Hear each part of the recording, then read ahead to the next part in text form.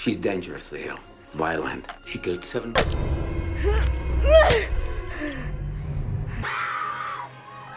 Selamat datang kembali di Ismovie. Kali ini, kita bakal masuk ke salah satu film thriller psikopat yang gak cuma bikin deg-degan, tapi juga punya plot twist gila yang gak bakal kamu sangka-sangka. Orphan 2009 adalah film yang bikin kamu mikir 2 kali sebelum adopsi anak. Siap-siap untuk menyelam ke dalam kengerian dan rahasia kelam Esther yang bikin merinding sepanjang film ini. Tanpa berlama-lama lagi, langsung saja kita mulai. Film dibuka dengan kilasan mimpi buruk yang mengganggu milik Kate Coleman. Dalam mimpi itu, Kate menjalani persalinan di rumah sakit. Awalnya adegan tersebut memperlihatkan suasana harapan dan kebahagiaan, namun dengan cepat berubah menjadi mimpi buruk yang mengerikan. Bayi yang lahir dari rahim Kate ternyata tidak bernyawa. Setelah terbangun dengan napas tersengal-sengal dari mimpi buruk itu, beberapa waktu sebelumnya, Kate mengalami keguguran yang menghancurkan jiwa dan raganya. Kate merasakan dirinya telah gagal sebagai ibu, dan perasaan ini kian diperparah oleh kecanduannya pada alkohol di masa lalu, yang kini muncul kembali sebagai pelarian dari rasa sakit yang terus menghantuinya. Kehilangan bayi ini juga memengaruhi hubungannya dengan suaminya, John Coleman, serta kedua anak mereka yang masih hidup, Daniel, anak laki-laki mereka yang berusia 12 tahun, dan Maxine atau Max, putri mereka yang berusia 5 tahun yang mengalami gangguan pendengaran. John berusaha keras untuk tetap menjadi pilar kekuatan bagi keluarganya, namun jarak emosional antara mereka semakin lebar. Dalam upaya untuk mengatasi trauma, Kate dan John memutuskan untuk menjalani terapi pernikahan, namun sesi-sesi tersebut tidak memberikan hasil yang signifikan. Pasangan Coleman memutuskan untuk mengunjungi panti asuhan terdekat yang dikelola oleh Suster Abigail, CCH Pounder. Mereka berharap bisa menemukan seorang anak yang akan mereka cintai dan rawat seperti anak kandung mereka sendiri. Suster Abigail mengajak mereka berkeliling untuk bertemu dengan anak-anak yang tersedia untuk diadopsi. Di tengah-tengah keramaian anak-anak, perhatian John tertuju pada seorang gadis kecil berusia 9 tahun bernama Esther. My name is Esther. What's yours? Esther tampak berbeda dari anak-anak lainnya. Esther sedang melukis dengan penuh konsentrasi, menciptakan karya seni yang mencengangkan untuk anak seusianya.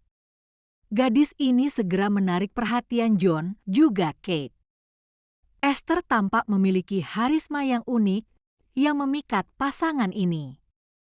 Esther sangat percaya diri, namun ada sesuatu yang aneh tentangnya. Pakaian khasnya, selalu mengenakan pita di leher dan pergelangan tangannya, menambah kesan misterius yang membuat Kate merasa sedikit waspada. Esther tampak penuh bakat dan kemampuan seni yang luar biasa, serta memiliki sikap yang sangat matang. Kate, yang meskipun pada awalnya merasakan firasat aneh, akhirnya setuju bahwa Esther adalah pilihan yang tepat untuk diadopsi. Di awal masa tinggal Esther di rumah baru mereka, semuanya tampak berjalan lancar. Esther dengan cepat menyesuaikan diri dengan kehidupan barunya bersama keluarga Coleman. Dia dengan penuh kasih sayang melibatkan diri dalam kehidupan sehari-hari, menjadi kakak yang baik untuk Max, yang sangat senang memiliki kakak perempuan baru. Max, yang mengalami gangguan pendengaran sejak kecil, merasakan ikatan kuat dengan Esther karena perhatian dan kesabaran Esther terhadapnya. Namun, ada satu anggota keluarga yang merasa tidak nyaman dengan kehadiran Esther, yaitu Daniel. Sejak awal, Daniel merasa ada sesuatu yang aneh dengan Esther. Daniel mulai menunjukkan tanda-tanda permusuhan terhadap Esther, merasa bahwa gadis itu mencoba menggantikan posisinya dalam keluarga. Ia merasa cemburu dan curiga, namun tidak bisa menemukan bukti konkret untuk mendukung perasaannya.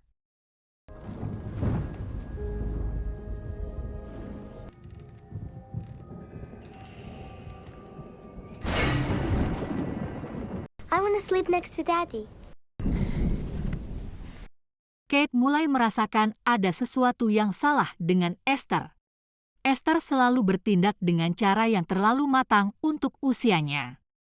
And I'd like you all to make her feel very welcome today. Okay, if everybody could turn to... Come on, get out!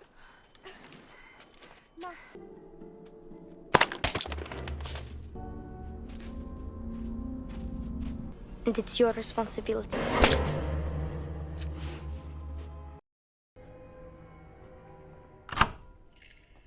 I always lock the door. No, we don't lock doors in this house.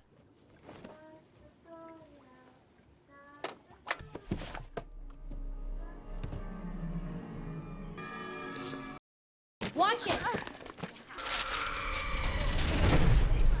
Your sister's a total spaz. She's not my sister. A, B. You know I'm here for you, right? You know that, right? What happened to her? She died while she was still in my tummy. She would have been lucky. You're a great mommy. How are you? Oh, good.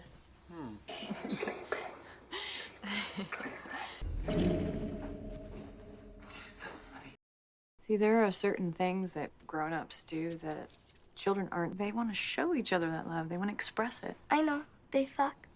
Well, we'll talk to her about it tonight. For all we know, the family she stayed with could have been like, pass the fucking potatoes at dinner. Fucking spend some time with her then. All right, bitch.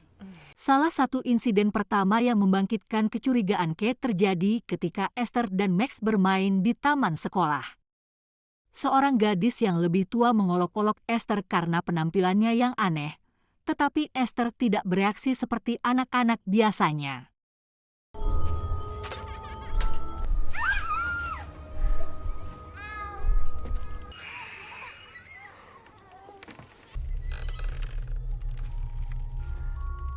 Esther dengan tenang mendorong gadis itu dari perosotan, menyebabkan cedera yang serius.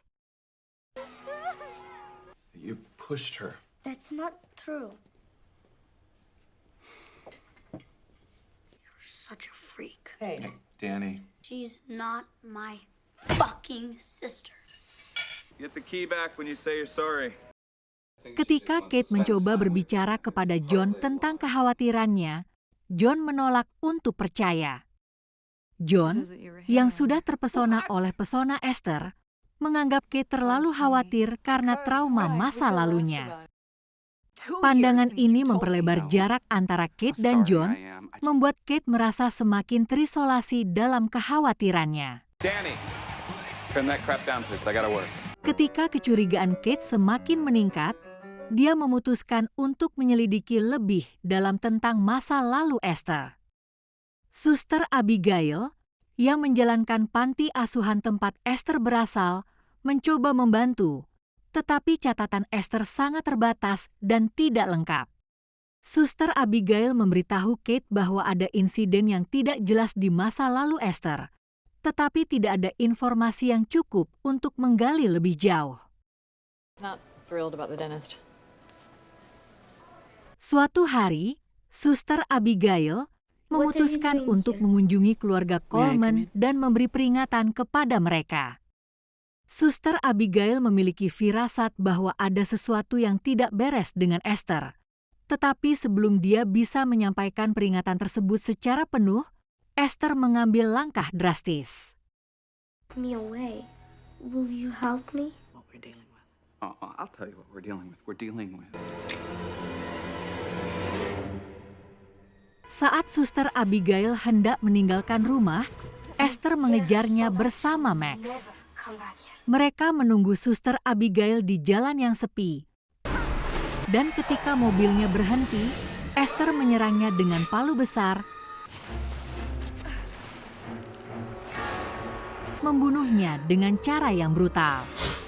Max, yang dipaksa menyaksikan pembunuhan tersebut, sangat ketakutan, namun tidak mampu melawan Esther.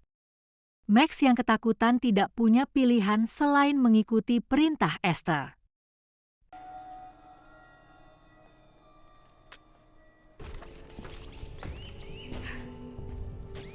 Talking to you, Alice. I hope we can be friends. I'd like that. I think what needs to be examined is Esther's relationship with those around her. It's not true. It's not true at all. I've done everything, right? I don't feel inadequate. She's exceptionally bright and highly articulate. I'm not a psychiatrist, but a lot of what she said made sense. Ketegangan di rumah Coleman semakin meningkat.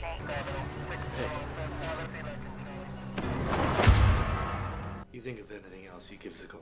Yes, absolutely. Kate mulai merasa semakin tertekan oleh kecurigaannya, tetapi tidak memiliki bukti konkret untuk mendukungnya. Esther semakin menunjukkan sifat gelapnya. Perilaku manipulatifnya menjadi semakin jelas ketika dia mulai berusaha mengisolasi Daniel dari keluarganya. I'm not seeing her anymore. When did you decide that? When do you think? If you need help with the kids, we can arrange that. I don't need... Sementara itu, Kate yang semakin curiga mulai mencari tahu lebih dalam tentang latar belakang Esther. Dia mulai melakukan penelitian sendiri tentang panti asuhan dan mencari kontak yang mungkin dapat memberinya petunjuk tentang siapa sebenarnya Esther. How are you two getting along with Esther? No. Like, has she ever hurt any of you? I like it when it's just the two of us. Sementara itu, Esther menyadari bahwa Kate sudah mengetahui rahasianya. Merasa terancam, Esther mulai merencanakan langkah-langkah lebih berani untuk menghancurkan keluarga Coleman dari dalam.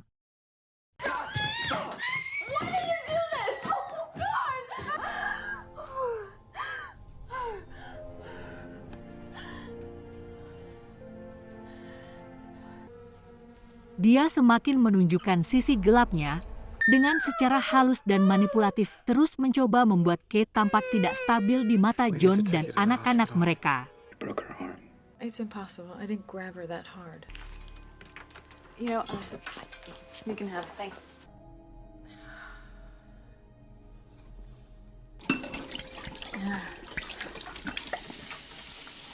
Have a good day.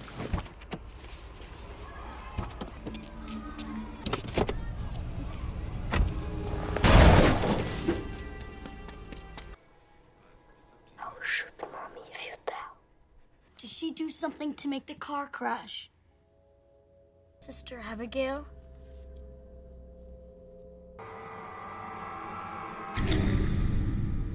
She's fine. Let's not wake her. Go to your room. It's too late. It's your own fault. You took your family for granted.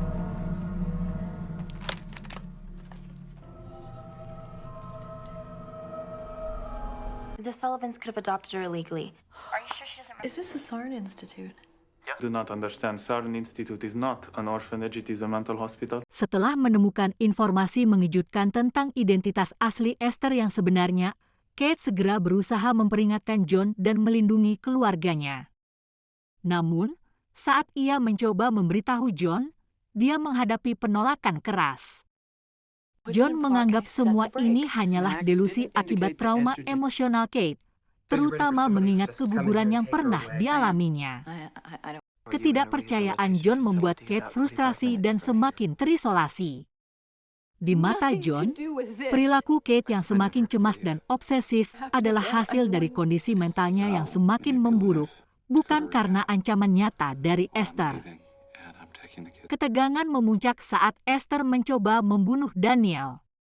Setelah mengetahui bahwa Daniel mencurigainya, Esther merencanakan cara untuk menghilangkan ancaman tersebut. Dia memanipulasi situasi agar Daniel mengalami kecelakaan serius di rumah pohon.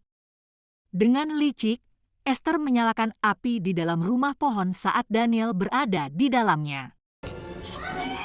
Daniel yang terluka parah berusaha melarikan diri, namun jatuh dari ketinggian. Sarn Institute, S-A-A-R-N. No, Daniel, Mommy's right here. Can you hear me? We stopped the abdominal bleeding, but he has a very serious neck injury. It's gonna be okay.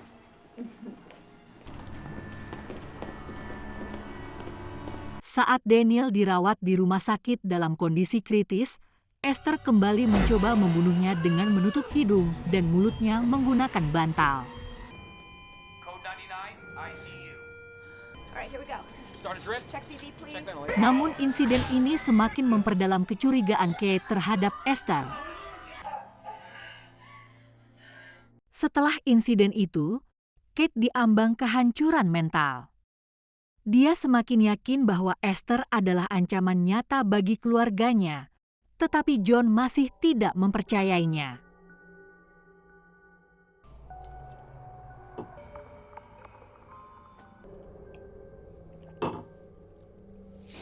Esther bahkan mulai merayu John secara seksual dengan sikap yang lebih dewasa dari penampilannya, memperlihatkan motivasi sebenarnya di balik tindakannya. What are you doing? You know, I don't love you like that.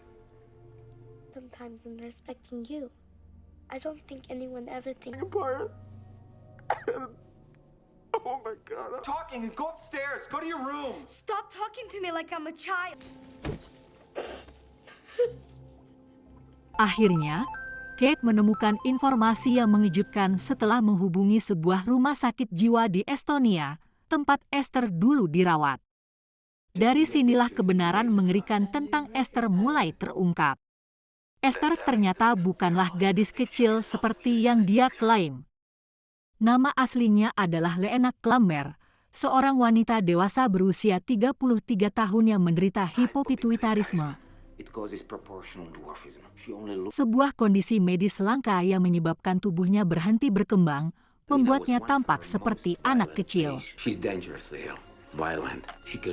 Lena adalah seorang pembunuh psikopat yang telah berkali-kali berpura-pura menjadi anak kecil untuk diadopsi oleh berbagai keluarga. Esther.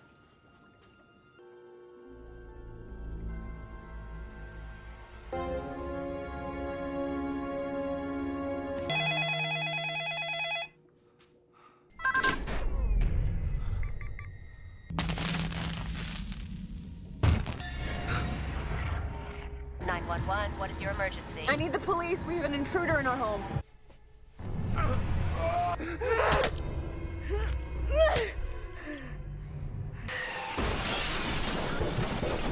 Pada malam yang penuh ketegangan, John?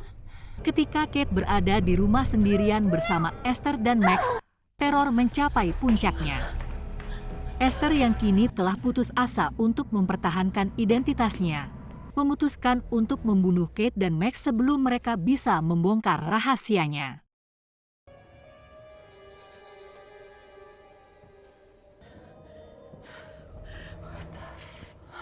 Dengan brutal, Esther menyerang Kate dan perkelahian sengit pun terjadi.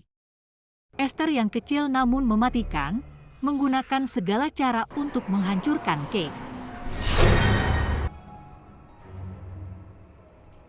Mereka terlibat dalam pertempuran fisik yang intens. Kate akhirnya berhasil menjatuhkan Esther dari lantai atas rumah mereka, menyebabkan Esther jatuh ke lantai dasar dengan keras.